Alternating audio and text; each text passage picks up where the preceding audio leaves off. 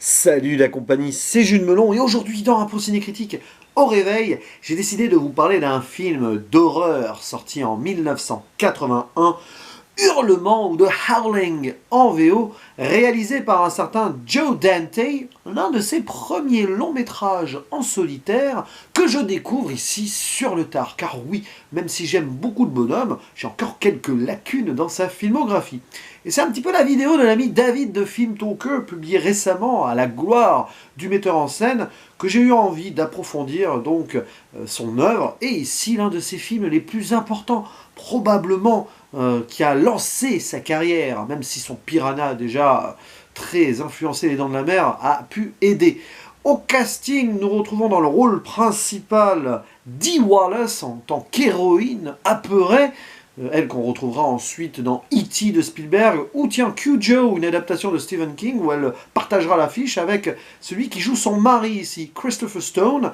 Il y a également Patrick Macnee, John Steed de la série Chapeau melon et bottes de cuir, Dennis Duggan, Belinda Barlasky et les habituels de la future filmographie de Joe Dante, Robert Picardo dans le rôle d'un tueur absolument sadique au début du film, et évidemment le regretté Dick Miller qui interprète ici un libraire. Alors quelle est l'histoire de ce film de loup-garou, tiens, sorti la même année que le Loup-garou de Londres de John Landis? Hasard? Allez savoir, peut-être que 1981, c'est l'année qui a, je sais pas, donné envie à pas mal de metteurs en scène de parler de la lycanthropie. Bref, nous suivons les aventures assez malheureuses d'une journaliste prénommée Karen, qui, au début du métrage, est persécutée par un tueur sadique, et donc elle collabore avec la police afin de servir d'appât dans un cinéma pornographique pour qu'elle puisse faire en sorte qu'il soit arrêté.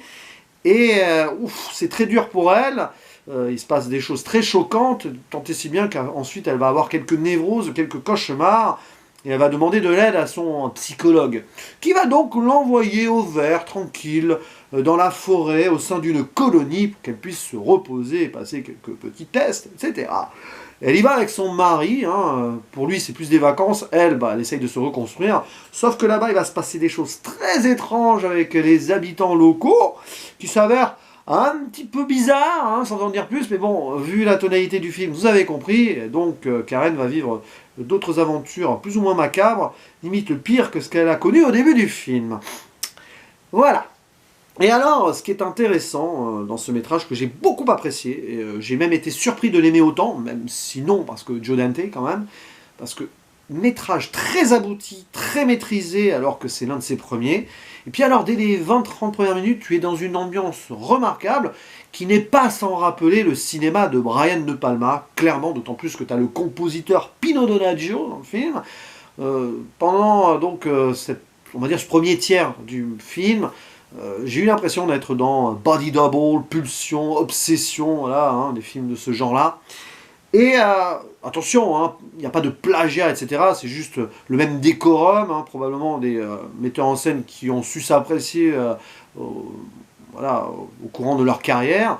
Mais c'est très fort. Et ce qui est génial dans le film aussi, c'est que la rupture de ton, le changement de contexte est parfaitement maîtrisé. Parce que sur ce premier tiers, tu as quand même voilà, cette sensation urbaine, malsaine, etc. Puis après, paf, tu passes à la campagne et très vite, le malsain revient petit à petit et tu as une construction qui va crescendo et qui rend franchement l'ensemble captivant de A à Z. C'est rythmé tout en prenant son temps. Dee Wallace est exceptionnelle, elle aime bien hein, ce rôle de film un peu, de fille pardon, un peu perdue dans des films d'horreur, etc., qui perd la raison d'une manière ou d'une autre. J'ai aussi en tête son rôle presque ultime dans Fantôme contre Fantôme de Peter Jackson. Et voilà, ensuite la descente aux enfers, parce qu'il va forcément lui arriver des choses, et aussi à son entourage, voilà. Rajouter à cela sa meilleure amie qui va faire une enquête en parallèle sur la lycanthropie avec son petit ami, etc. Voilà. Et d'ailleurs, très bien géré, hein, la mise en scène de ce parallèle-là, le village, la colonie, la ville où il y a l'enquête, etc. Où l'enquête permet de comprendre ce qui se passe dans la colonie. C'est pas un film qui joue le suspense d'ailleurs. Il n'y a pas spécialement de twist, tu vois tout arriver, mais là-dessus, ça fait son effet. Et alors, Également quelque chose de très fort dans ce film, c'est les maquillages et les effets spéciaux qui, pour l'époque, 1981, sont super bien réussis. Voilà, comme le Garou de Londres de John Landis, c'est très réaliste. Ici, le maquillage et les créatures sont gérés par Rob Bottin, qu'on ne présente plus, qui fera ensuite The Thing, d'ailleurs, peu après, et qui travaillera dans pas mal de métrages jusqu'au début des années 2000. Après, il s'est un petit peu retiré, je crois. Alors évidemment, ça peut paraître vieillot de notre point de vue, mais ça a 39 ans. Non, cette année, il va fêter ses 40 ans. D'ailleurs, il est sorti en janvier 1981 en avant-première au festival d'Avoriaz. Donc clairement là, sur cette vidéo, je lui souhaite son joyeux anniversaire, ce film, 40 ans.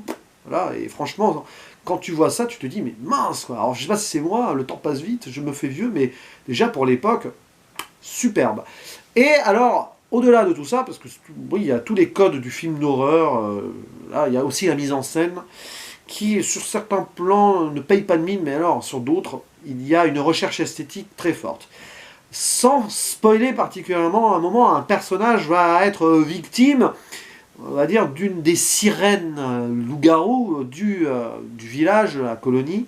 Il y a une scène érotique qui va se faire derrière le feu, comme ça, qui va être accouplé, sans faire de mauvais jeu de mots, à la transformation. Et c'est très beau, c'est très léché visuellement. Il y a une certaine presque poésie au niveau d'ailleurs du passage être humain loup-garou dans ce film, qui est lié au sexe, qui est lié à l'érotisme aussi. Voilà, il y a cette touche-là choisie par Joe Dante qui renforce le côté un peu choquant, hein, sûrement pour l'époque, même si justement au début des années 80 on osait plus dans certains films, et ici on sent qu'il y a eu une liberté quasi totale pour le metteur en scène. Donc ça, mise en scène, les scènes de combat, un peu action aussi, sont très bien gérées, parce que c'est pas facile pour l'époque à mettre en lien avec les effets spéciaux, on n'y voit presque que du feu à certains moments, et puis en plus vous rajoutez à cela deux choses très fortes. La lecture psychologique, psychanalytique du film, qui nous est d'ailleurs présentée d'emblée en intro. Quand je disais que c'est pas un métrage à twist, clairement, au début, on t'expose les thématiques avec justement donc cette scène du docteur qui est interviewé à la télé avec son livre The Gift, et qui parle voilà, de refoulement à base de névrose, de refus de soi-même, qui devrait être mis en exergue avec le nécessaire retour aux sources sauvages de l'homme, clairement, comme ça, hein, qu'il ne faut pas renier l'animal au fond de nous. Eh ben oui, forcément, et c'est pas étonnant ensuite qu'on voit cette colonie où on a des gens donc qui sont sauvages au fond d'eux, et qu'on essaye plus ou moins d'intégrer ou de soigner, on sait pas trop, mais on voit qu'ils ne sont pas faits pour la société. C'est un film aussi qui parle de cela, hein, des exclus d'une certaine société, alors ici sous forme animale, malédiction si vous voulez. Il y a clairement le cynisme à la Joe Dante, donc sur sa vision du monde, moderne, et puis, je ne dirai pas plus parce que j'ai pas envie de faire une zone spoiler, il y a le final, qui est très fort, très brûlant, très choc, avec une touche d'ironie terrible d'ailleurs, aussi, par rapport justement à cette société des médias, où les gens sont prêts à croire tout ce qu'ils voient, ou au contraire remettent en question ce qu'ils voient, et ce qui se passe donc sur la révélation ultime est terrible, pour le personnage qui nous l'a fait, cette révélation, sans en dire plus.